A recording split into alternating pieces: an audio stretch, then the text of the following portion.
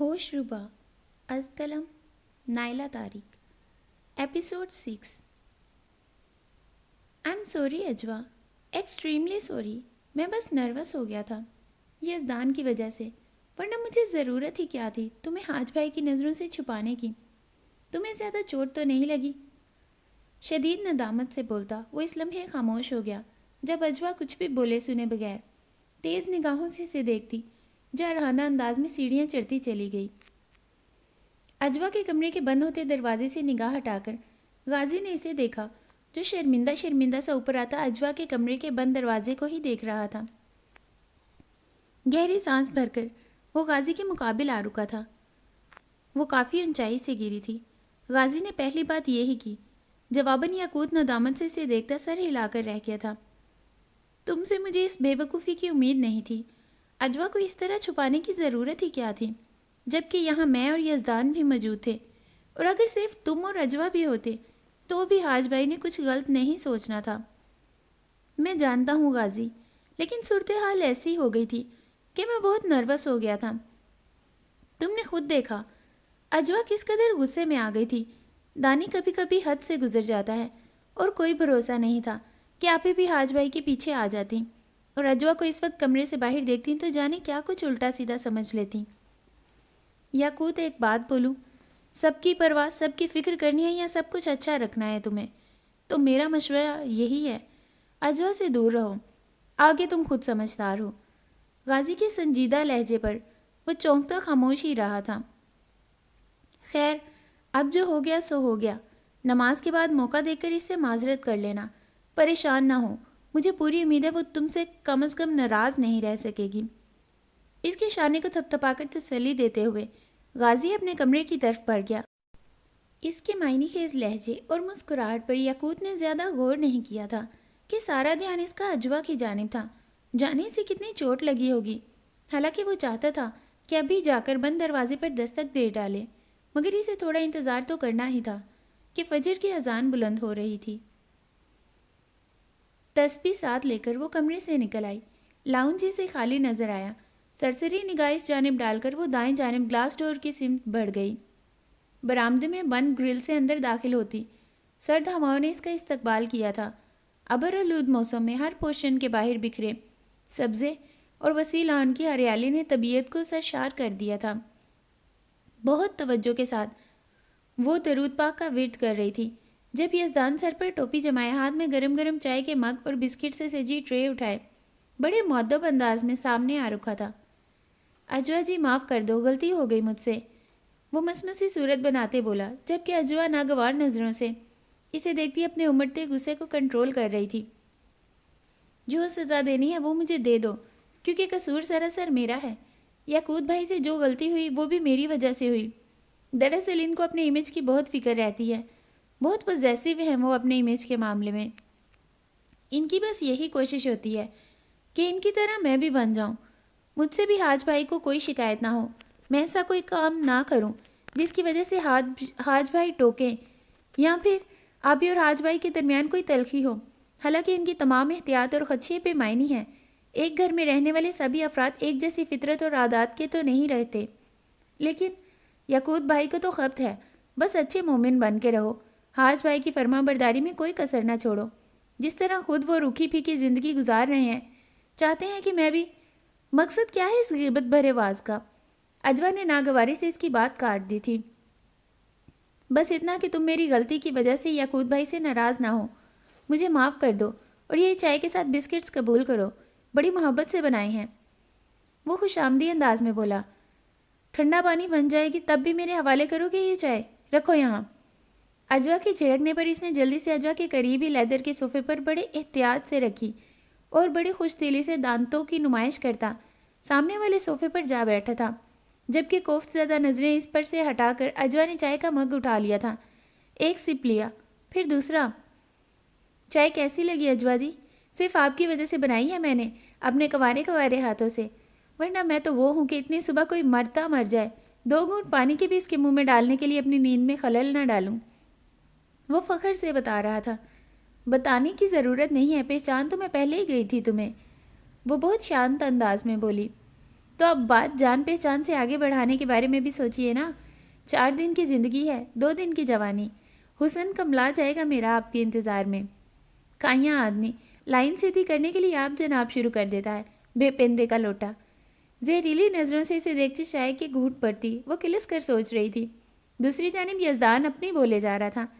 आपने देखा नहीं कैसे वो परकटी ऑस्ट्रेलियन तोती मेरे पीछे लगी रहती है। इतनी बार इजहार मोहब्बत कर चुकी है कि कमबख्त ने सारा क्रेज़ ही ख़त्म कर रखा है। नमाज पढ़ने मस्जिद क्यों नहीं गए? मस्जिद जाते पैर टूट रहे थे, मौत आ रही थी। इश्क माशकों के लिए टूटी पड़ती है जवानी। 5 बार मस्जिद के जाते घुटनों में जान नहीं रहती। ऐसा ही है ना। खाली मग तश्तरी में वापस रखती। वो अब इसके बुखे उधेड़ने के लिए तैयार थी। भाइयों से सबक नहीं सीखते, पाबंदी से मस्जिद जाते हैं और कैसी कैसी बरकतें समेट कर लाते हैं। देखो आ रहे हैं दोनों, चमक रहे हैं दूर से ही। इसे छिड़कते हुए अजवा ने मतवज्जा भी किया, जिस पर यज़दान गेट की सिमत निगाह डालता सरत से उठ खड़ा हुआ। अजवा जी, हम दोनों की बातें तो चलती रहेंगी। अभी मैं इन दोनों के लिए भी चाय तैयार करता हूँ। बस किसी तरह याकूत भाई को ठंडा कर देना। इनको बता देना कि मैंने तुमसे माफ़ी मांग ली है। बहुत भड़के हुए हैं मुझ पर। मौका मिलते ही घूसे मुक्के जड़ देंगे मुझे। ठीक है, संभाल लेना, तुम्हें मेरी जान की कसम। सरत से बात मुकम्मल करता वो इजलत में अंदर चला गया। जाते जाते भी औकात दिखा गया खबीस। अजवा तिल मिला कर रह गई। अधखुली ग्रिल्स को मजीद खोलकर अंदर आते गाजी ने इसे सलाम करने में पहल की थी। इसके पीछे ही अंदर आते याकूत के सलाम का भी जवाब देती। वो गाजी की तरफ मतवज्जा हो गई थी। आप लोग आज ग्रिल्स खुली छोड़ गए थे? इसने सवाल किया। हाँ, क्योंकि अब मेन गेट पर गार्ड्स मौजूद हैं। वो कुछ दिन की छुट्टी पर गए हुए थे, इसलिए सबको खुद ही सिक्योरिटी का ख्याल रखना पड़ता था। बोलते हुए गाजी ने कुछ हैरत से तश्तरी की जानिब देखा। दानी को पता है कि आप इस मग में चाय पी रही थी? गाजी के सवाल ने इसे हैरान किया। चाय वही लेकर आया था मेरे लिए। क्यों, क्या हुआ? कुछ नहीं, दरअसल ये इसका मखसूस और महबूब मग है। हमें तो हाथ लगाने की इजाज़त नहीं है। अहमियत है आपकी, मुस्कुराते हुए गाजी ने कहा। गाजी, दानी को ज़रा बाहर भेजना। सामने सोफे पर बैठते याकूत ने अंदर जाते गाजी से कहा। क्यों बुलाया है इसे? अजवा ने इसके गहरे संजीदा तासुरात को देखा। तुमसे माफ़ी मांगने के लिए, इन बदतमीज़ों की जो आज इसने की हैं। इसकी वजह से मैं भी तुम्हें तकलीफ़ पहुंचाने का बायस बन गया। इस बात को भूल जाओ। यज़दान कुछ देर पहले ही मुझसे माफ़ी मांग चुका है और मैंने इसे माफ़ भी कर दिया। मेरा दिल इसकी और तुम्हारी तरफ से बिल्कुल साफ़ है। अब तुम भी इससे कोई सख्त बात ना करना, ना ही इसे नाराज़ रहना। अजवा के नर्म लहजे पर याकूत हैरान था कि तभी यज़दान चेहरे पर मिस्कीनी सजाए चाय का मग था में वहाँ आ गया। माफ़ी मांगी तुमने अजवा से? इससे चाय का मग लेते हुए याकूत ने कड़ी नज़रों से इसे देखा था। बिल्कुल भाई, यज़दान ने मासूमियत से गर्दन हिलाई। और सिर्फ माफ़ी नहीं, मैंने तो और भी बहुत कुछ मांग लिया है अजवा जी से। ये भी तैयार बैठी थी, हथियार ही डाल दी ये मेरी मोहब्बत के सामने। आंखों में नाचती शरारत से बोलता वो एकदम एक झटके से उठती अजवा को देखते ही बेहंगम कह के लगाता अंदर भाग गया। तिल मिलाकर दांत पीसती अजवा वापस अपनी जगह पर आ बैठी थी। बचपन में ही किसी अच्छे डॉक्टर से इसका इलाज करवा लेते तो आज ये हाल ना होता इसका। किलस कर वो इससे मुखातिब हुई जो सर पकड़े बैठा था। मैं करूँगा इसका इलाज, तुम फिक्र ना करो। याकूत ने तसल्ली दी। तुम बताओ चोट कहाँ लगी है? इतनी ऊंचाई से गिरी थी तुम? ऐसी कोई ख़ास चोट नहीं लगी। मैं तो हज़ारों बार ऊंचे दरख्त से नीचे टपकती रही हूँ, ढीठ हो चुकी हूँ। वैसे मेरी फ़िक्र करने का बहुत बहुत शुक्रिया। वो मुस्कुराकर बोलती इसे भी मुस्कुराने पर मजबूर कर गई थी। आज जुमेरात है, मिठाई का ऑर्डर दे दिया था तुमने? अजवा ने पूछा। हाँ, ऑर्डर कल ही दे आया था। ऑर्डर क्या देना है? शॉप के मालिक मिठाई तैयार रखते हैं, अक्सर तो वो खुद कॉल कर देते हैं। असर की नमाज से पहले जाऊंगा। इस मकान तक भी तुम ही लेकर जाते हो मिठाई? हाँ, दादा जान के बाद अपने चचाओं के साथ भी मैं ही जाता रहा हूँ और फिर ये जिम्मेदारी खुद ब खुद मुझ पर आ गई, नाराज़गियों के बावजूद। वो बोला था। जुमेरात के दिन तुम्हें अपने मकान में दाखिल होने की वो इजाज़त दे देते हैं? अजवा ने पूछा। नहीं, मैं बाहर ही रखता हूँ। मेरे साथ जो होता है वो मिठाई अंदर रखाता है, वो बता रहा था, जबकि अजवा बगौर इसकी बुझी बुझी मुस्कुराहट को देख रही थी। शाम के वक्त चाय के दौरान यमुना ने इसे याद दहानी करवाई कि हाज के चचा की तरफ इसकी दावत है। सिर्फ वही नहीं, घर के सभी अफराद इनकी तरफ रात के खाने पर इनवाइट थे। یمنا نے کہا کہ وہ دعوت کے لیے اچھی طرح تیار ہو جائے تو اسے بہت عجیب لگا، لیکن اس نے کچھ منفی نہیں سوچا۔ اتنے بڑے خاندان کے درمیان رہتے ہوئے اسے یہاں کے ہی طور طریقے اپنانے تھے۔ بوتیک سے آتے سارے لباس اس کے ذوق اور پسند کے مطابق تھے۔ بات لے کر اس نے منتخب کیا ہوا ایک بہت دلکش اور سادہ لباس زیب تن کر لیا، لائٹ گرین شرٹ اور تنگ پائجامہ کے ساتھ شفون کا بڑا سا دوپٹہ اس کے سراپے پر بہت جچ رہا تھا۔ زیور کا استعمال بھی اس نے دل کھول کر کیا۔ لاؤنج میں موجود یمنا نے اسے سیڑھیاں اترتے دیکھا اور چونک اٹھی۔ وہ انہی کی طرف آ رہی تھی۔ ایک ہاتھ کی کلائی میں سونے کے بھاری جڑاؤ کنگن، دوسری کلائی میں سونے سے ہی بھری بھری کوئی درجن بھر چوڑیاں اس نے پہن رکھی تھیں۔ کانوں کے بیش قیمت ٹاپس میں جڑے ڈائمنڈ دمک رہے تھے۔ اس کی گردن میں پہلے سے ہی بھاری سنہری چین لاکٹ موجود تھا، مگر اب ٹاپس کے ساتھ چین لاکٹ بھی نمایاں تھا۔ اس کے دونوں ہاتھوں میں ڈائمنڈز کی انگوٹھیاں اور چھلے موجود تھے۔ بھابھی میں ٹھیک تیار ہوئی ہوں؟ یمنا کی حیران نظروں کو نظر انداز کیے وہ بڑے اعتماد لہجے سے پوچھ رہی تھی۔ ہاں، اور بہت اچھی بھی لگ رہی ہو، لیکن اجوا برا نہ ماننا، تم نے جیولری کچھ زیادہ نہیں پہن لی۔ میرا مطلب ہے ہم کسی شادی کی تقریب میں نہیں جا رہے، گھر کی ہی دعوت ہے۔ یمنا نے بظاہر مسکراتے ہوئے کہا، مگر میں تو عام طور پر بھی اسی طرح جیولری پہننا پسند کرتی ہوں، بس یہ ایک ہی شوق ہے میرا۔ نیت یا ارادے میں کسی نمائش اور برتری کا عمل دخل نہیں۔ آپ کو جیولری پسند نہیں، اس لیے شاید آپ کو یہ عجیب لگ رہا ہے۔ وہ یوں بے نیازی سے اپنا دوپٹہ ٹھیک کرتی بولی کہ یمنا اندر ہی اندر کڑ کر رہ گئی۔ آپ کب تک تیار ہوں گی؟ اجوا نے پوچھا۔ میں کچھ دیر میں تیار ہو جاؤں گی، مجھے کون سا ہیرے جواہرات خود پر لادنے ہیں۔ یمنا بظاہر مسکراتے ہوئے جتا رہی تھی۔ اچھی بات ہے، چلیں آپ جا کر تیار ہو جائیں، میں ذرا باہر سے آتی ہوں۔ یمنا کا طنزی انداز خاطر میں لائے بغیر وہ مسکرا کر بولتی جانے کے لیے پلٹ گئی، جبکہ یمنا ناگوار نظروں سے اسے دیکھ کر رہ گئی تھی۔ شام بھی ابرآلود تھی، ٹھنڈی ہوائیں وجود میں سرد لہریں دوڑا رہی تھیں۔ باہر چہل قدمی معمول کی طرح تھی۔ دھیرے دھیرے قدم اٹھاتی وہ گھر کے عقبی حصے میں چلی آئی۔ سوئمنگ پول کے ارد گرد کوئی موجود نہ تھا، البتہ سامنے آہنی گیٹ کی طرف اسے حسب توقع امیر حمزہ بائک چمکاتا دکھائی دے رہا تھا۔ امیر حمزہ کے ساتھ ہی کھڑی نیلم نے بھی دور سے اسے آتے دیکھ لیا تھا۔ دیکھو تو ذرا جدید دور کی اس ڈائن کو، سر پر دوپٹہ جمائے مغلیہ دور کی پچل پیری لگ رہی ہے۔ اجوا کو گھورتی وہ کچا چبا جانے والے انداز میں بولی تھی، وہ لپاڑ یہ آدمی اس کی جھانسوں میں آ گیا تو اپنے ہاتھوں سے اپنی محبت کو دفن کروں گی، مگر اس سے پہلے اس ڈائن کا مقبرہ تعمیر کروں گی۔ ارے جو کرنا ہے کر یار، بس میری بائک سے دور ہٹ۔ امیر حمزہ کان دھرے بغیر مصروف انداز میں بیزاری سے بولا۔ نکاح کیوں نہیں پڑھوا لیتے اس بائک کے ساتھ؟ بالکل ہی دلاری بنا کے رکھا ہوا ہے، نفسیاتی ہو جائے گا اس بائک کے چکر میں، آدھا تو ویسے ہی ہو چکا ہے گرل فرینڈوں کے پیچھے۔ نیلم کے ناگوار لہجے پر وہ ڈھٹائی سے سیٹی بجاتا اپنے کام میں مگن تھا۔ دوسری طرف اجوا ان دونوں کو نظر انداز کرتی گیٹ تک آئی اور لاک ہٹا کر گیٹ کھولا۔ اسے باہر نکلتے دیکھ کر امیر حمزہ خاموش نہیں رہ سکا۔ اجوا جی اس طرف مت جائیں تنہا۔ امیر حمزہ کی آواز پر اجوا نے رک کر اسے دیکھا، مگر کچھ بھی بولے بغیر گیٹ سے باہر نکل گئی۔ یہ باولی بھی ہے کیا؟ حیرت اور ناگواری سے نیلم نے امیر حمزہ سے پوچھا، اور اگلے ہی پل وہ لمبی لمبی ڈگ بھرتی اجوا کے پیچھے باہر نکل گئی۔ او بھٹکتی آتما، فارسی سمجھتی ہو کیا؟ اس طرف ہمارے گھر کی عورتیں کیا مرد بھی تنہا نہیں آتے؟ وہ بول رہا ہے پھر بھی نکل آئی باہر، کھسکی ہوئی ہے قطعی کیا؟ اجوا کا راستہ روکے کمر کے گرد ہاتھ رکھے وہ تن کر کھڑی اسے جھڑک رہی تھی۔ اپنی ماں کو جا کر دکھاؤ یہ تیور، ہٹ میرے راستے سے۔ انتہائی سختی سے اسے جھڑکتی اجوا نے اسے ایک پل کو تو دنگ کر دیا۔ میری اماں کو درمیان میں مت لانا، تیا پانچا کر ڈالوں گی، لاڈلی ہوگی اپنے بھیا کی، ہلکا مت لینا مجھے۔ غصے سے اس پر آنکھیں نکالتی نیلم ایک طرف ہٹ گئی۔ جا جا کر سیر سپاٹے، میں تو کہتی ہوں ٹہلتے ٹہلتے اس پرانے مکان میں بھی چلی جانا، پچھلی بار تو وہاں سے واپس آ گئی تھی، اس بار وہیں رہ جانا، وہاں رہنے والوں کا بھی دل لگا رہے گا۔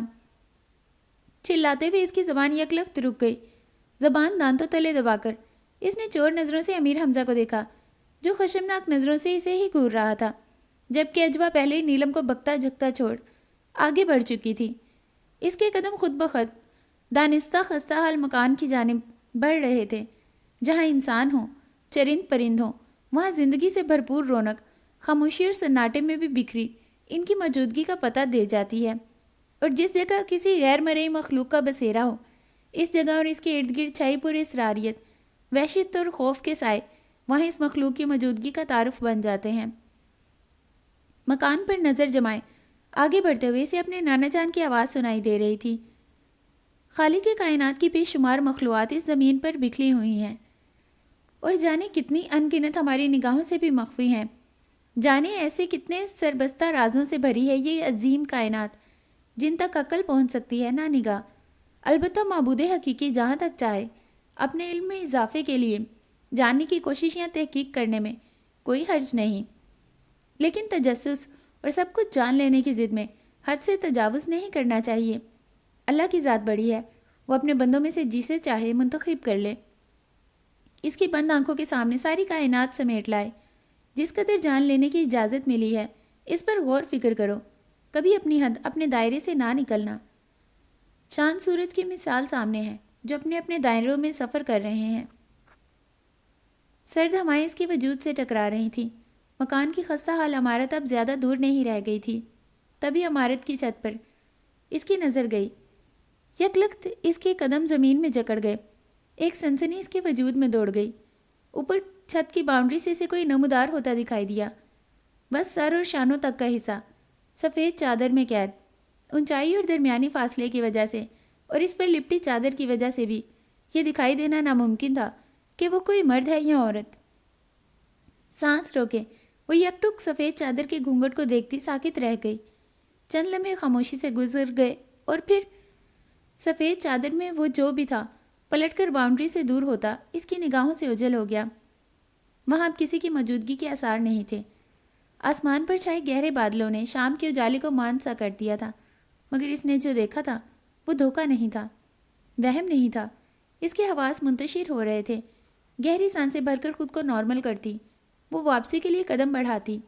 یہ ایک دم ٹھٹک کر رکی۔ سڑک کی جانب سے کوئی دوڑتا ہوا اس کی سمت آ رہا تھا۔ وہ یاقوت تھا۔ اسے پہچانتے ہی وہ خود بھی تیزی سے اس کی سمت بڑھ گئی۔ کیا ہوا ہے؟ تم اس طرح دوڑتے ہوئے کیوں آ رہے ہو؟ اس کے قریب پہنچتے ہی اجوا نے حیرت سے پوچھا۔ جواباً کچھ کہنے سے پہلے یاقوت نے مکان کی چھت کی جانب دیکھا، جبکہ یک لخت اجوا کو اس کی پریشانی اور عجلت میں یہاں تک آنے کی وجہ سمجھ آ گئی تھی۔ اجوا، میں نے تمہیں منع کیا تھا یہاں تک آنے کے لیے۔ یاقوت کی شکایتی نظروں پر وہ شرمندہ سی ہوئی۔ میں بس دور سے اس مکان کو دیکھ رہی تھی، مجھے لگا تم مٹھائی پہنچانے یہاں آئے ہوگے۔ وہ کام کر کے ہی میں عصر کی نماز کے لیے مسجد گیا تھا۔ مسجد سے نکلا تو سیدھی نظر تم پر پہنچی۔ وہ بتا رہا تھا۔ تمہیں بھی اس چھت پر کوئی دکھائی دیا تھا؟ اجوا نے سوال کیا۔ ہاں، دور سے مجھے دکھائی دیا کوئی موجود ہے مکان کی چھت پر، اور تم اسے ہی دیکھنے میں مہر تھی۔ میں گھبرا کر دوڑ پڑا۔ مجھے تعجب ہے کہ آج سے پہلے میں نے کبھی نہ اس چھت پر کسی کو دیکھا، نہ مکان کے ارد گرد۔ آوازوں کا سنائی دینا تو معمول کی بات ہے، یاقوت نے کہا۔ مجھے خوف تو محسوس ہوا، لیکن اب مجھے ایسا لگ رہا ہے کہیں وہ مجھ سے کچھ کہنا تو نہیں چاہتے۔ اجوا نے تشویش زدہ لہجے پر یاقوت کے دنگ ہو کر اسے دیکھا۔ کیا تمہیں صاف طور پر کچھ دکھائی دیا تھا؟ نہیں، بس یہ نظر آیا کہ چادر لپٹے کوئی اوپر موجود میری طرف ہی متوجہ ہے۔ جو بھی ہے، بس آئندہ میرے بغیر تم یہاں نہیں آؤ گی، یہ میری التجا ہے تم سے۔ یاقوت نے اس کی بات کاٹی تھی۔ ٹھیک ہے، غور کروں گی تمہاری التجا پر، وہ مسکراتے ہوئے بولے، جبکہ یاقوت بس اسے دیکھ کر رہ گیا تھا۔ تبھی اجوا کے ساتھ ساتھ وہ خود بھی پھونک کر مکان کی طرف بڑھا تھا۔ بخوبی سنائی دے رہا تھا، کوئی یاقوت کا نام لے کر پکار رہا تھا۔ کسی بچے کی آواز لگ رہی ہے، اجوا نے دھیمی آواز میں کہا۔ بس یہی ہوتا ہے، میرے لیے کوئی نئی بات نہیں، چلو چلتے ہیں۔ وہ گہری سانس بھر کر بولا، اور پھر اجوا کے ساتھ ہی قدم گھر کی سمت بڑھا دیے۔ خاموشی سے چلتے چلتے یاقوت نے گہری نگاہ اس پر ڈالی۔ تبھی اس لمحے اجوا نے اسے دیکھا۔ کیا دیکھ رہے ہو؟ کیا بھابھی کی طرح تمہیں بھی آج بہت عجیب دکھائی دے رہی ہوں؟ وہ عجیب سی مسکراہٹ کے ساتھ پوچھ رہی تھی۔ ابھی نے ایسا کچھ کہا کیا تم سے؟ نہیں، ان کو تو شاید میرے زیورات دیکھ کر الجھن ہو رہی ہوگی۔ ان کو زیادہ پسند نہیں ہے زیورات کا استعمال، تو اس لیے ہو سکتا ہے ان کو عجیب لگا ہو۔ وجہ تمہیں معلوم ہی ہے۔ اب ضروری تو نہیں جو ان کو عجیب لگا وہ مجھے بھی عجیب لگے، بلکہ مجھے تو تم پہلے سے زیادہ اچھی اور فریش دکھائی دے رہی ہو۔ یاقوت کی اس بلا جھجک تعریف پر وہ مسکرائی تھی۔ تمہیں جو پسند ہے وہ کرو، یہ فکر نہ رکھو کہ لوگوں کو اچھا لگتا ہے یا برا، ورنہ سانس تک اپنی مرضی سے لینا دشوار ہو جائے گا۔ یاقوت کی خشمگی انداز میں سمجھانے پر وہ دھیرے سے ہنسی تھی۔ نہیں، زیورات کے معاملے میں تو میں کسی کی نہیں سننے والی۔ امی، نانا، ماموں جان، سب کو پتہ تھا میں کتنی پاگل ہوں، وہ صاف گوئی سے بولی تھی۔ یہاں تک تو ٹھیک ہے، لیکن آگے کا کچھ سوچا ہے؟ جس سے شادی کرو گی وہ بیچارہ اگر تمہیں اتنے قیمتی زیورات دینا افورڈ نہ کر سکا تو؟ ارے نہیں، یہ کوئی مسئلہ نہیں، کسی سے مانگنے یا فرمائش کی کبھی ضرورت ہی نہیں پڑی، نہ ہی آگے کبھی ضرورت پڑے گی۔ جتنے زیورات مل گئے بس میں اسی میں خوش ہوں، اور مزید کی لالچ نہیں۔ وہ مسکراتے ہوئے سادگی سے بولی تھی۔ ایک بات پوچھوں تم سے؟ سنجیدہ ہوتے ہوئے یاقوت نے اسے مخاطب کیا۔ تم اپنی امی، نانا، ماموں سب کی بات کرتی ہو، مگر ان سب کے درمیان تم کبھی حاج بھائی کا ذکر نہیں کرتی۔ انہوں نے زندگی کا ایک بڑا حصہ تمہارے ساتھ ایک گھر میں گزارا ہے۔ بولتے ہوئے یاقوت نے بغور اس کے چہرے کے سپاٹ ہوتے تاثرات کو دیکھا۔ ایسا اس لیے ہے کہ میں نے ماضی کے ہر ورق سے ان کو نکال دیا تھا، اپنے دل و دماغ سے ان کا نام تک کھرچ پھینکا تھا۔ اس دن جب میری بستر مرگ پر پڑی ماں اپنی ویران آنکھوں سے ان کی واپسی کی راہ تکتے قبر میں اتر گئی تھیں، وہ سرد لہجے میں بولی۔ میں تمہارے جذبات کو، تمہارے دکھ کو سمجھ سکتا ہوں اجوا، لیکن تم نے سب کے لیے معاف کر دیا ہے حاج بھائی کو، یاقوت نے یاد دلایا تھا۔ ہاں، انہوں نے معافی مانگی اور ایک دن آیا کہ میں نے ان کو معاف بھی کر دیا، مجبوراً ہی صحیح، مگر ان سے اپنے رشتے کو قبول کر کے ان کی اور ماموں جان کی خواہش پر یہاں آ گئی۔ مگر میں ان کو دوبارہ وہ مقام نہیں دے سکتی جو بچپن سے میرے دل میں ان کے لیے تھا۔ میں نے ماضی کی ہر اس یاد کو مٹا دیا تھا جو ان سے وابستہ تھی، اب وہ میرے ماضی میں کہیں نہیں، اس لیے ان کا ذکر بھی میری زبان پر نہیں آتا۔ وہ تلخ لہجے میں بولتی خاموش ہو گئی تھی۔ میں تمہیں ڈسٹرب نہیں کرنا چاہتا تھا، آئی ایم سوری۔ یاقوت کچھ شرمندہ ہوا۔ نہیں، میں ٹھیک ہوں، وہ گہری سانس بھر کر مسکرائی تھی۔ تم نے مجھے یہ نہیں بتایا کہ تم بابا صاحب کی شاگردی میں کب گئی، جبکہ تم بتا چکی ہو کہ تم کتنی ذہین تھی۔ یاقوت کی مسکراتے لہجے پر وہ بے ساختہ ہنسی تھی۔ ذہین تو میں ہمیشہ سے ہی رہی ہوں، بس عربی پڑھنا یاد کرنا بہت مشکل لگتا تھا مجھے۔ نانا جان بھی جب تھک ہار گئے تو انہوں نے بالآخر مجھے بابا صاحب کے حوالے کر دیا۔ یہ میری خوش نصیبی ہے کہ میں بابا صاحب کی شاگرد ہوں۔ اجوا کے لہجے میں بابا صاحب کے لیے عقیدت اور محبت وہ بھی محسوس کر سکتا تھا۔ اچھا، میں نے وہ علاقہ پہلی بار دیکھا، وہ تو جنگل بیاباں ہے سارا۔ تمہیں تنہا وہاں جاتے ہوئے کبھی خوف محسوس نہیں ہوا؟ جنگلی جانوروں کے علاوہ بھی خطرات لاحق ہو سکتے ہیں وہاں۔ میں نے خود وہاں سانپوں کی موجودگی کے نشان ریت پر دیکھے تھے، یاقوت نے کہا۔ اب گھنے درختوں جھاڑیوں کے اس علاقے میں سانپ اور جانور تو پائے جائیں گے۔ تم نے پہلی بار دیکھا، اور وہ بھی رات کی تاریکی میں، ظاہر ہے وحشت ناک لگا ہوگا۔ کبھی دن میں ادھر جاؤ تو دیکھو گے وہ پھیلا سبزہ کتنا حسین لگتا ہے۔ مجھے تو عادت تھی اس طرف آنے جانے کی، نانا جان کی موجودگی میں مجھے بابا صاحب کی طرف جاتے ہوئے نہ کبھی خوف محسوس ہوا، نہ کبھی خطرہ۔ بعد میں تو میں تنہا ہی نکل جایا کرتی تھی۔ ویسے بھی بابا صاحب کا حجرہ اس جنگل سے ذرا ہٹ کر ہے، پہلے ان کا چھوٹا سا حجرہ ہی تھا، مگر پھر جیسے جیسے ان کے شاگردوں کی تعداد بڑھتی گئی، بابا صاحب کو حجرے کے باہر احاطے کو بڑھانا پڑا۔ درجنوں قرآن پڑھ کر احاطے سے نکلتے ہیں تو درجنوں بچے اندر آ کر پڑھنے کے انتظار میں کھڑے ہوتے ہیں۔ واقعی؟ یاقوت نے حیرانی سے اسے دیکھا۔ بالکل، میں تو ویسے بھی اپنا سبق یاد کرنے میں صبح سے شام کر دیتی تھی، اور بی جان کی نظر سے بچ کر خوب باغیچے میں گھومتی، جھولا جھیلتی، کھاتی پیتی بھی وہیں تھی۔ بابا صاحب نے ہی جان کو خاص ہدایت دے رکھی تھی میرا خیال رکھنے کی۔ سب بچے بہت ڈرتے تھے بابا صاحب سے اور بی جان سے، میں بھی ڈرتی تھی، لیکن اتنا نہیں جیسا کہ اور بچے ڈرتے تھے۔ جب میں پڑھنے میں بہت اچھی ہو گئی تو بی جان کے ساتھ مل کر بچوں کو پڑھانے لگی۔ بابا صاحب تو بچوں کو سبق دے کر اپنے حجرے میں چلے جاتے، بہت ضروری ہوتا تو باہر آتے۔ بولتے ہوئے وہ یکدم رکی۔ ایک تو میں بولتی بہت ہوں، تو بولتی ہی چلی جاتی ہوں، وہ جھیم کر بولی۔ اچھا کرتی ہو، میں تو ویسے بھی تمہارے ان سب کے بارے میں خود بھی جاننا چاہتا ہوں۔ یاقوت کے کہنے پر وہ خاموش رہی تھی۔ گیٹ سے اندر داخل ہوتے ہوئے اجوا نے کوفت سے اپنی سمت دندناتی آتی ہوئی نیلم کو دیکھا۔ اس وقت وہ اس کے منہ نہیں لگنا چاہتی تھی، سو اسے نظر انداز کیے وہ کسی بھی جانب دیکھے بغیر آگے بڑھتی چلی گئی۔ آپ تو رکو، کہاں چلے جا رہے ہو؟ اس جواہرات کی کان کے پیچھے؟ اس کا نام نہیں پتا تمہیں؟ یاقوت نے ناگواری سے اسے دیکھا تھا۔ میں نے خود رکھ دیا ہے اس کا نام، چوڑی ہار بندے.com، وہ تڑک کر بولی۔ دماغ ٹھیک ہے تمہارا؟ یاقوت نے جھڑکا تھا۔ اس نے خراب کیا ہے میرا دماغ. ہار بندوں کی دکان نے. ماچس کی تیلی کہیں کی. مجھ سے بدتمیزی کر کے گئی تھی. اب آگ لگا کر کیسے ناک کی سیدھ میں بھاگی چلی گئی. کل موہی. بلا وجہ کوئی بدتمیزی وہ نہیں کر سکی. اور جیسے میں تمہاری فطرت کو جانتا نہیں. اپنے جھگڑے خود نپٹاؤ. یاقوت نے جھڑکا. زیادہ طرفداری نہ کرو اس پکی ڈائن کی. کیٹ واک کرتی وہ جا رہی تھی پرانے تاج محل کی طرف. روکنے پر بھی نہیں رکی. بس گھوم گئی میری کھوپڑی. آئندہ کبھی گھومے تو میرے پاس آ جانا. سیدھی کر دوں گا کھوپڑی. اب کوئی بحث لڑائی وغیرہ نہ کرنا اس سے. یاقوت کی تاکید پر اس نے مشکوک نظروں سے گھورا. لگتا ہے یہ طرفداریاں کوئی نہ کوئی گل کھلا کر رہیں گی. صحیح فکر مند ہے آپ ہی آپ کی طرف سے. بکو مت ورنہ پھینک دوں گا سوئمنگ پول میں. مگرمچھ تیر رہا ہے اس میں. سالم نکل جائے گا. یاقوت کی وارننگ پر اس نے نظر سوئمنگ پول میں ڈبکیاں لگاتے یزدان کو دیکھا. یاقوت بھائی ٹھیک ہے پھینکو مجھے سوئمنگ پول میں. تمہیں قسم ہے اب تو تم مجھے پھینک ہی دو. وہ مگرمچھ ہے تو میں بھی شارک ہوں. چبا چبا کر نگل لوں گی اس اجگر کو. یاقوت کا بازو دونوں ہاتھوں میں دبوچتے. وہ تاولی ہوتی اسے ہنسنے پر مجبور کر گئی.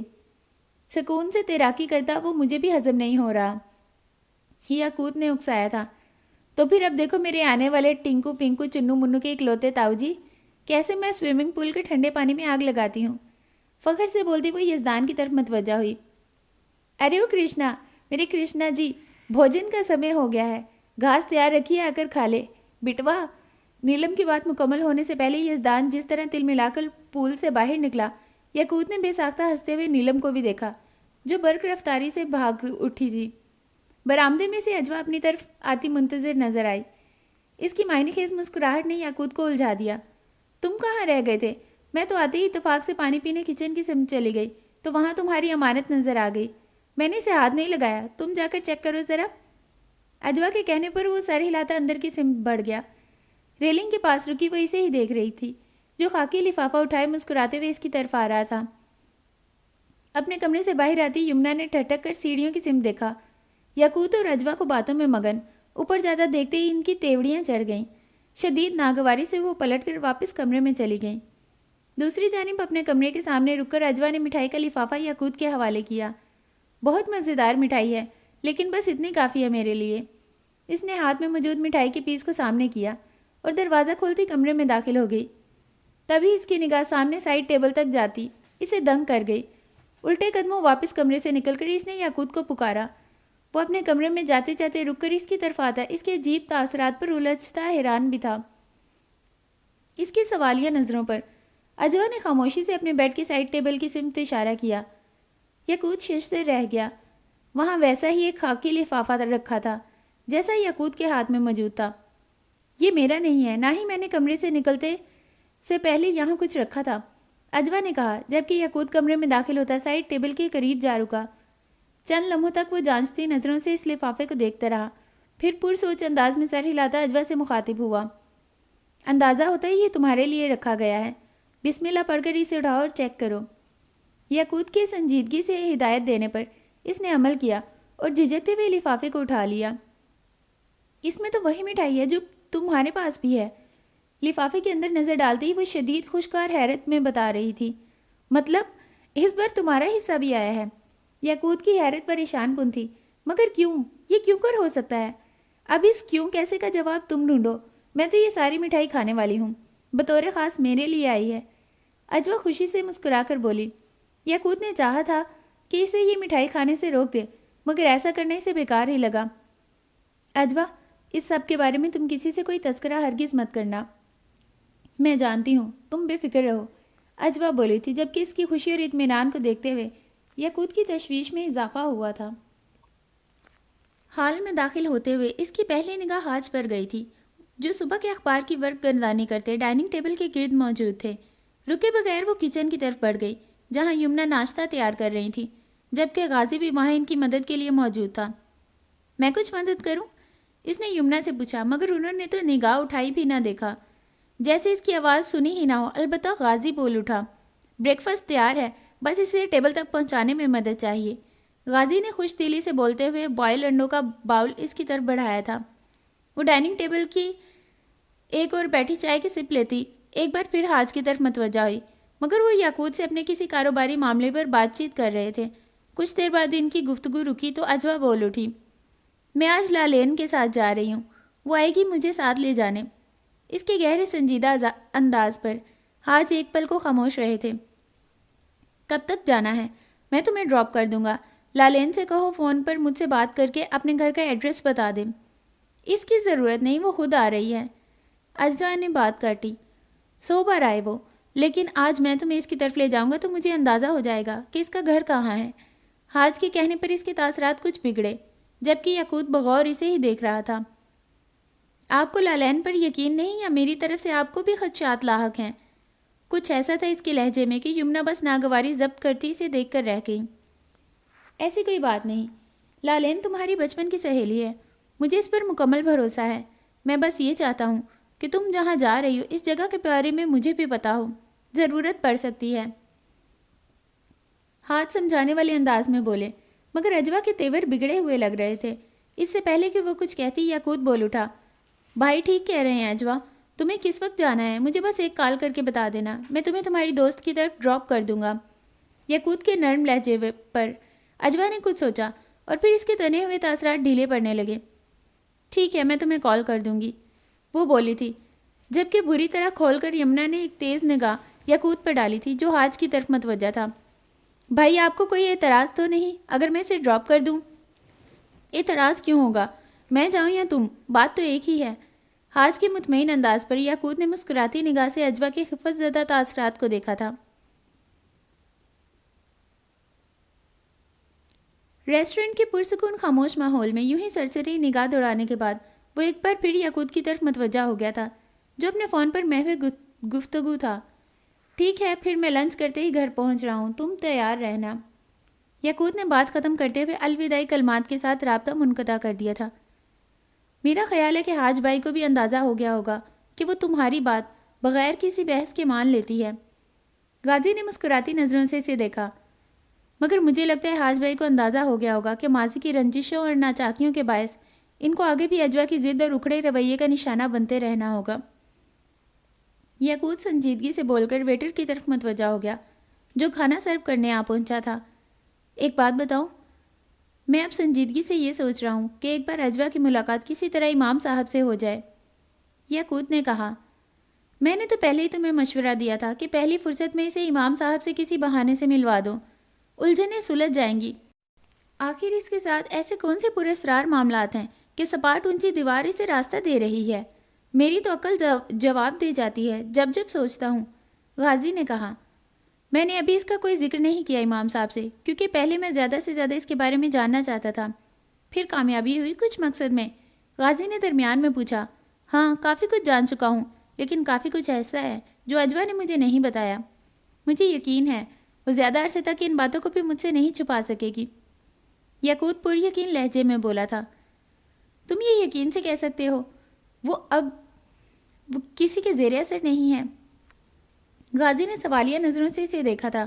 ہاں میں یقین سے کہہ سکتا ہوں، ایسا کوئی معاملہ اس کے ساتھ نہیں، البتہ کوئی طاقت، کوئی پازیٹیو انرجی ہے اس کے ساتھ۔ پھر تو وہ واقعی تمہارے ہی قبیلے کی ہے۔ غازی نے بات کاٹی تھی، یہ میں یقین سے نہیں کہہ سکتا۔ امام صاحب سے ملوانے کا میرا ایک مقصد ہے، لیکن کہیں یہ اجوا کے لیے نقصان دہ نہ ہو۔ یاقوت کی پرسوچ انداز پر غازی دنگ ہوا تھا۔ کیا مطلب ہے تمہارا؟ تم جانتے ہو امام صاحب حاضرات کے ماہر ہیں، یاقوت نے کہا۔ ایسا سوچنا بھی نہیں، اپنی الجھن دور کرنے کے لیے کہیں تم اس لڑکی کو کسی مصیبت میں نہ ڈال دینا۔ میں بھی اسی خدشے کی وجہ سے ایسا کرنے یا نہ کرنے کے باعث میں سوچ رہا ہوں۔ ظاہر ہے امام صاحب کے مشورے سے ہی کوئی قدم اٹھاؤں گا، ہو سکتا ہے ایسے کسی عمل کی ضرورت ہی نہ پڑے۔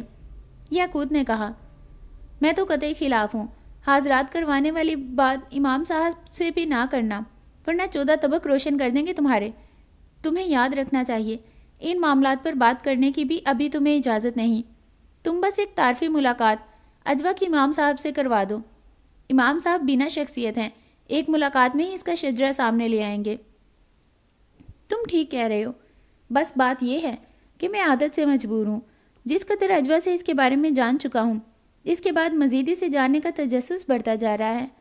ویسے سچ کہوں تو اس میں میری دلچسپی کی اہم وجہ بھی یہی ہے کہ اس کے بارے میں کافی کچھ جاننے کے باوجود بھی وہ کسی بند کتاب کی طرح دکھائی دیتی ہے، کسی گہرے راز کی طرح جو بے شمار پردوں میں چھپا ہو۔ یاقوت بولا تھا، میری مانو تو اسے چھپا ہی رہنے دو. اس کے چھپا رہنے میں جو کچھ میری آنکھیں دیکھ چکی ہیں وہ دماغ کو معاف کرنے کے لیے بہت ہے. اپنے تجسس پر قابو کرو اور بس اسے امام صاحب تک لے جاؤ. ان کی اجازت کے بغیر اجوا کی کھوج میں نہ رہنا تم. غازی نے وارن کرنے والے انداز میں کہا تھا. یہ کیا تم مجھے بار بار امام صاحب کا ڈراوا دیے جا رہے ہو؟ اجوا کے معاملے میں مجھے کسی کی اجازت مانگنے کی ضرورت نہیں. تم بلا وجہ ان کو میرے اور اجوا کے درمیان نہ لاؤ تو بہتر ہے. یاقوت ناگواری سے بولا تھا. یاقوت، ہاں حضرات کروانے کی بات تم نے کی تھی. غازی نے اسے یاد دلایا. چھوڑو اس بحث کو. مجھے جو ٹھیک لگے گا کروں گا. مجھے کسی کی اجازت یا مشورے درکار نہیں. یاقوت نے بگڑتے تیوروں کا اندازہ اس کے لہجے اور چہرے کے تاثرات سے بخوبی لگایا جا سکتا تھا. سو غازی کچھ محتاط ہوا. ظاہر ہے تم کسی کے پابند نہیں. میں تو بس یہ فکر رکھتا ہوں کہ تمہیں کوئی مشکل نہ ہو اور اجوا یہاں ہم سب کی ذمہ داری ہے. غازی سرسری لہجے میں بولا. جانتا ہوں. کھانا کھاؤ. مجھے اجوا کو اس کی دوست کی طرف ڈراپ کرنے جانا ہے. کھانے کی طرف متوجہ وہ گہری سنجیدگی سے غازی سے بولا تھا. چور نگاہوں سے غازی بس اسے دیکھ کر رہ گیا. اسے اندازہ تھا کہ اب یاقوت کا موڈ ٹھیک ہونے میں کچھ وقت تو لگے گا. کون واقف نہیں تھا اس کے جلال سے. کمرے سے باہر آتی یمنا اس کی ہی طرف متوجہ تھی جو لاؤن سے گزرتی ان کی سمت ہی آ رہی تھی. ہلکے آسمانی رنگ کے لباس میں سر پر سلیقے سے دوپٹہ ڈالے اور سرد موسم کی وجہ سے سفید گرم شال اس کے شانوں کے گرد ڈالی ہوئی تھی. بہت پروقار لگ رہی تھی. ہاتھ میں اس نے ایک سنہری رنگ کا ہینڈ بیگ پکڑا ہوا تھا. میں تمہارے پاس ہی آ رہی تھی یہ پوچھنے کے لیے کہ تم تیار ہو جانے کے لیے. تو یاقوت کو کال کر دوں گی. یمنا نے بظاہر خوش دلی سے کہا. کال میں نے اسے کر دی تھی. وہ باہر آ چکا ہے. اجوا کی اطلاع پر یکدم ناگواری کی شدید لہر یمنا کے دل و دماغ میں اٹھی جسے وہ بمشکل اپنے چہرے تک آنے سے روک سکی. اوہ اچھا، مجھے لگا شاید تمہارے پاس یاقوت کا کانٹیکٹ نمبر نہ ہو. نمبر تھا میرے پاس. آپ کو خدا حافظ کہنے اور جانے کی اجازت لینے آئی تھی. وہ مسکرا کر بولتی یمنا کو حیران کر گئی. کیا آج کی موجودگی میں بھی تم ایسا کرتی؟ بالکل ایسا ہی کرتی. اس گھر میں آپ کی اہمیت اور مقام سے میں واقف ہوں. آپ سے کہیں جانے کی اجازت لینے کے لیے یا خدا حافظ کہنے کے لیے ضروری نہیں کہ آپ کے ساتھ آپ کے شوہر موجود ہوں، کیونکہ ایسا میں ان کو دکھانے کے لیے ہرگز نہیں کرتی. وہ مسکراتے ہوئے کچھ اس طرح بول کر یمنا کا چونکنا لازم کر گئی. تبھی باہر ہارن کی آواز گونجی. یمنا بھی اجوا کے ساتھ برآمدے میں چلی آئیں. یمنا کو خدا حافظ کہتی اجوا برآمدے کے سٹیپس اترنے لگی، جبکہ یمنا کی تیز نظریں سامنے گاڑی کی ڈرائیونگ سیٹ پر موجود یاقوت پر جا ٹھہریں. یاقوت نے ہلکی سی مسکراہٹ کے ساتھ سینے پر ہاتھ لپیٹے کھڑی یمنا کو شرارتی نظروں سے دیکھتے ہوئے ہاتھ ہلایا. جواباً یمنا نے جس طرح لب بھینچ کر ابرو چڑھا کر کڑی نظروں سے اسے گھورا وہ خجل سا ہوتا سر پر ہاتھ پھیر کر رہ گیا. اس دوران اجوا فرنٹ سیٹ پر بیٹھی کچھ کنفیوز ہو رہی تھی. میں نے یہ دروازہ ٹھیک بند کیا ہے کیا؟ مجھے زیادہ کوئی تجربہ یا عادت نہیں ہے ایسی گاڑی میں سفر کرنے کی. وہ کچھ شرمندگی سے بولی، جبکہ یاقوت اس کی سادگی پر مسکراہٹ چھپاتا ڈور لاک کرنے کی طرف متوجہ ہو گیا. اسے چیک کر کے خاموشی سے اس نے گاڑی سٹارٹ کر دی. بہت شکریہ میرا مان رکھنے کے لیے. کچھ فاصلہ طے کرنے کے بعد یاقوت نے اچانک مخاطب کر کے اسے الجھا دیا. صبح مجھے لگا کہ میں تمہیں تمہاری دوست کی طرف ڈراپ کرنے کی بات کروں گا تو تم بالکل اعتراض نہیں کرو گی، نہ ہی مزید کوئی بحث تمہارے اور حاج بھائی کے درمیان ہوگی. اس کی الجھی نظروں پر یاقوت نے وضاحت کی، جبکہ وہ خاموش ہی رہی. تم نے بتایا تھا کہ لالین تمہارے بچپن کی دوست ہے. حاج بھائی سے سنا تھا کہ وہ کسی سیاستدان کی بیٹی ہے. مجھے حیرت ہے ایسی دوست اس قصبے میں کہاں مل گئی تمہیں؟ یاقوت نے اپنی الجھن دور کرنے کے لیے سوال اٹھایا.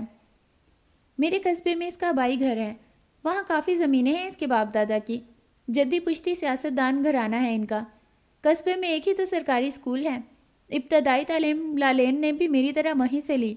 کچھ مسائل تھے ایسے کہ جن کی وجہ سے اس کے ماں باپ اس قصبے سے باہر نہیں بھیج سکتے تھے، ورنہ ان کو کیا پڑی تھی اپنی اولاد کو سرکاری اسکول میں بھیجتے.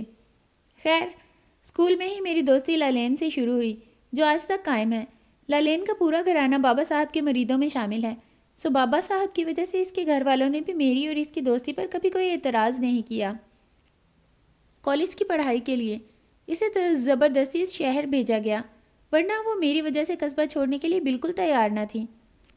اس کا مطلب ہے کہ گہری دوستی کے ساتھ ساتھ بہت محبت بھی ہے تم دونوں کے درمیان. یاقوت کی بات پر وہ بس مسکرائی تھی. وہ بہت خوش ہوگی تمہارے بھی یہاں شفٹ ہونے پر. بہت زیادہ خوش ہے. اس نے تو ایڑی چوٹی کا زور لگا رکھا تھا کسی طرح میں کچھ دن کے لیے ہی اس کے پاس شہر آ جاؤں. اس سے اب کہنا کہ تمہاری طرف سے بے فکر ہو جائے. اب میں تمہیں یہاں سے کہیں نہیں جانے دوں گا. وہ مسکراتے ہوئے بولا، جبکہ اجوا بس ایک نگاہی سے دیکھ کر رہ گئی. لالین کی فیملی بھی یہیں شفٹ ہو گئی تھی، یہاں قصبے میں ہے. قصبے کے گھر میں تو ملازمین ہی راج کر رہے ہیں. ماں باپ بہن بھائی میں سے کچھ دوسرے شہروں میں ہیں، کچھ ملک سے باہر.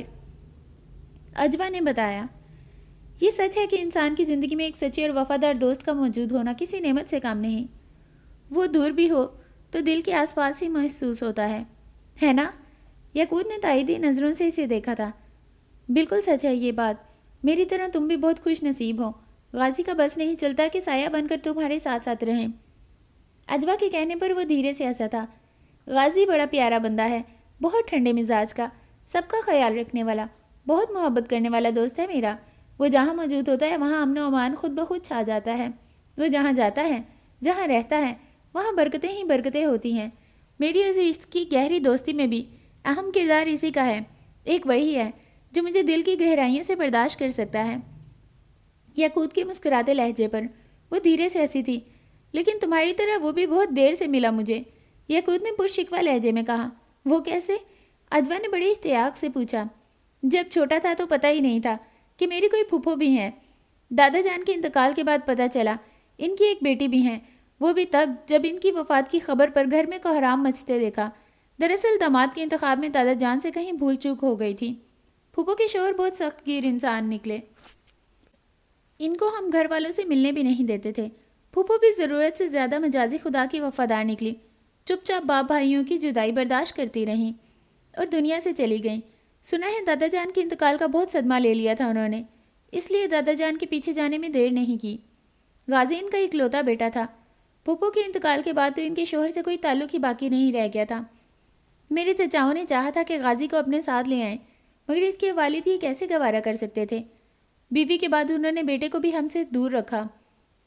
جانے کس مزاج کے آدمی تھے. دوسری شادی کرنے میں انہوں نے دیر نہ کی. میرے سب چچا بے بس تھے، نہ غازی کو ان سے چھین سکتے تھے، نہ ہی اسے ستیلی ماں کے عذاب سے بچا سکتے تھے. پھر وہ کیسے تمہارے گھر میں آ گئے؟ اجوا نے پوچھا. وہ خود ہی آ گیا. ہیں؟ کیا مطلب خود ہی آ گیا؟ اجوا نے حیران ہو کر اسے دیکھا. ہاں بھائی، خود ہی بھاگ آیا وہ. اب اس سے پہلے کہ تم پوچھو بھاگ آیا کیا مطلب، تو میں پہلے بتا دوں کہ وہ اپنے ابا کے گھر سے اپنے پیروں پر بھاگتا ہوا اسٹیشن پہنچا اور ٹرین میں بیٹھ کر سیدھا ہمارے گھر آ پہنچا. اس کے ابا پہنچے تھے دھاڑتے ہوئے، پر میرے ابا نے گیٹ سے ہی ان کو چلتا کر دیا. ابو اس وقت حیات تھے. یہ کوئی 800-900 سال پہلے کی بات ہے. یہ تو بہت اچھا کیا غازی نے کہ تم سب کے درمیان آ گئے. ان کے ابا کسی دوسرے شہر میں رہتے ہیں؟ اجوا نے پوچھا. ساہیوال میں رہتے ہیں، اب بھی اپنی دوسری بیوی بچوں کے ساتھ. یعقوب کے بتانے پر سر ہلاتی ایک دم چونکی تھی. غازی ساہیوال سے بھاگ کر یہاں آئے تھے؟ اسی طرح لالین بھی ساہیوال سے بھاگ کر میرے پاس پہنچی تھی. کمال ہے، عجیب اتفاق ہے کہ وہ بھی 8 سال پہلے ہی وہاں سے بھاگی تھی. اجوا کے حیران لہجے پر یعقوب الجھا تھا. وہ ساہیوال میں کیا کر رہی تھی 8 سال پہلے؟ اس کے ماں باپ دھوکے سے اسے وہاں لے گئے تھے. کسی اپنے جیسے سیاستدان کی اولاد سے زبردستی اس کا نکاح کروانے پر بزید تھے.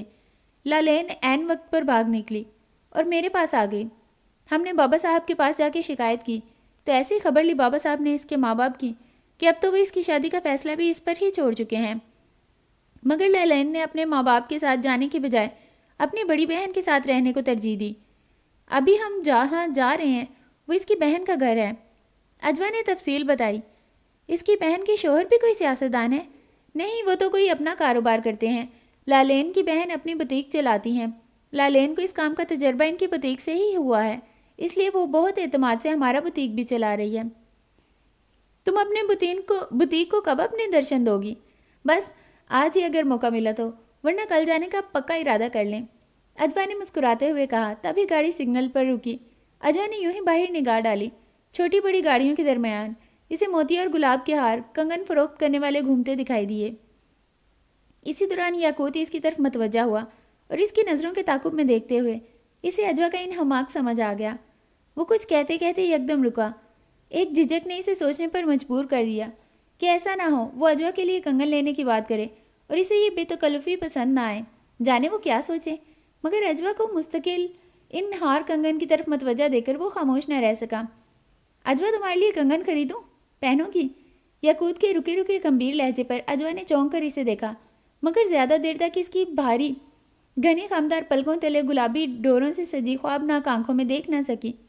नहीं, वो तो बस मैं ऐसे ही। नज़र झुकाती वो सुर्ख होते चेहरे के साथ ढंग से इनकार भी न कर सकी कि दो सहर अंगेज आंखों ने इसके दिल की धड़कन को बेतरतीब कर दिया था। वो जो हर बार ही इसकी आंखों में आंखें डालने से गुरेज करती थी, मगर आज चौंक गई। इतने करीब से इन आंखों में झांकना अगर कयामत खेज था, तो झांक कर निगाह चुराना भी किसी कयामत से कम न था। दोनों ही सूरतों में ये कयामत दिल पर टूटती थी, सो टूट गई। दूसरी जानिब वो जो इसके चेहरे पर बिखरते हया के रंगों को देखता महसूस सा था, इस वक्त चौंक कर उठा जब फूलों की तेज महक के साथ कोई नर्म चीज़ इसके गिरेबान से टकराई, जिसे संभालते हुए इसने बस एक हाथ खिड़की के बाहर जाते देखा। ये सब इतनी तेजी से पलक झपकते हुआ कि फूलों के इन भरे भरे खुले खुले कंगनों को देखते हुए एक पल को तो वो कुछ समझ न सका, मगर अगले ही पल इसने बाहर झांक कर आवाज़ लगाई, भाई इनकी कीमत तो ले जाओ। बेख्तियार वो पुकारा था, हालांकि बाहर सूरज की तेज शुआएं ऐसे रुख से पड़ रही थी कि इसके लिए हाथ की आड़ लेकर भी गाड़ी के दरमियान इस गायबाना शख्स को देखना नामुमकिन था। इनकी कोई कीमत नहीं चाहिए, बस यही दे दो। बहुत वाज़ेह जवाब इसकी समातों से टकराया था। तब ये हॉर्न गूंजने की शोर पर इसे होश आया कि सिग्नल खुल चुका है। गाड़ी आगे बढ़ाते हुए इसने कंगन अजवा को थमा दिए, जो खुद हैरान बैठी थी। क्या वो ये कंगन सबको मुफ्त बांट रहा था? कुछ लम्हों बाद अजवा पूछे बगैर न रह सकी, पता नहीं। गहरी सांस भरकर खुद को नॉर्मल करते हुए याकूत ने इसे देखा। मैं तो इस शख्स को देख भी नहीं सका। क्या तुमने देखा? वो जो भी था बहुत तेज़ी से आया और गया, मुझे भी बस इसका हाथ ही नजर आया, अजवा ने बताया, जबकि याकूत की समातों में वही भारी आवाज़ गूंज रही थी, इनकी कोई कीमत नहीं चाहिए, बस यही दे दो। जाने दो, होगा कोई। तुमने ये कंगन पहने क्यों नहीं अभी तक? याकूत के मतवजा करने पर इसने बगौर कंगनों को देखा। क्या खुश रंग गुलाब की फूल और मोतियों की कलियों से सजे कंगन थे। गाड़ी के माहौल में भीनी भीनी मुअत्तर खुशबू फैलती दिलो दिमाग को सरशार कर रही थी। कुछ वक्त बाद गाड़ी एक शानदार महलनुमा घर के सामने रुकी।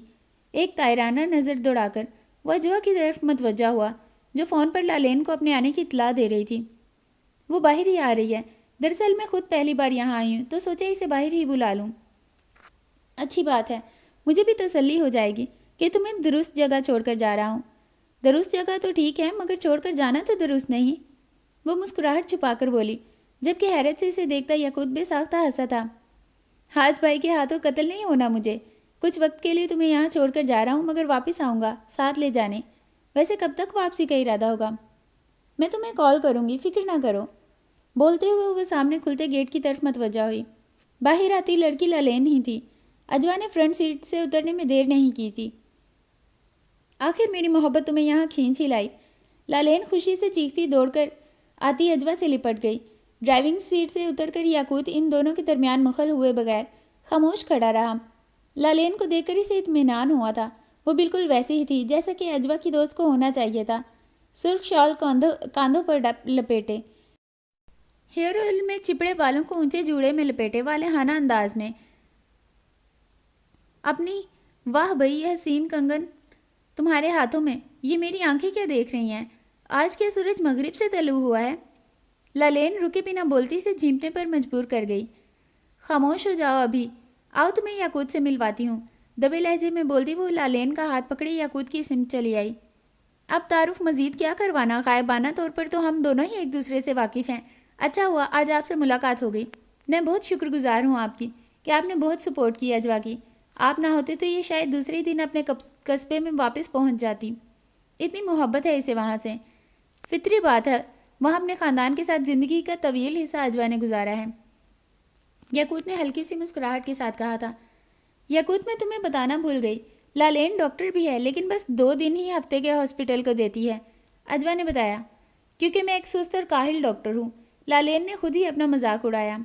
बाकी बातें घर में होंगी, आ जाएं याकूत। फ़िलहाल माजरत चाहूँगा, मेरी मजदूरी का वक्त हो रहा है। आपकी दोस्त को आपके हवाले करके जा रहा हूँ। आप दोनों साथ अच्छा वक्त गुजारें और मुझे इजाज़त दें। खुशी इखलाकी से लालेन से जाने की इजाज़त लेता वह अजवा को बहुत अच्छा लगा था। गाड़ी स्टार्ट करके आगे बढ़ाने से पहले इसने इशारे से अजवा को फ़ोन कॉल करना याद ज़रूर दिलाया था। क्या बंदा है भाई, दिल खुश हो गया। جیسا تم سے سنا تھا اس سے کئی گنا بڑھ کر پایا. یہ بتاؤ کنگن اس نے پہنائی ہے تم نے خود ہاتھوں میں چڑھا لیے ہیں؟ بکو مت. یہ بتاؤ یہ وہ نہیں جسے دیکھ کر تمہیں سکتا ہو گیا تھا؟ اسے جھڑک کر اجوا نے پوچھا. ارے اس بندے کو دیکھ کر تو مردے میں بھی جان پڑ جائے. لالین تم مجھے سب کچھ بتا رہی ہو یا میں واپس بلاؤں یاقوت کو؟ اجوا نے ترچھی نظروں سے اسے گھورا جو بے ساختہ ہنس پڑی. تم گھر کے اندر تو چلو، پہلے مجھے یقین تو کرنے دو کہ تم واقعی میرے سامنے موجود ہو. چلو اب جلدی. لالین نے اسے شانوں سے تھام کر کھلے گیٹ کی سمت بڑھ گئی. اختتام episode 6. Please do watch, like, comment, share and subscribe my channel. Thank you.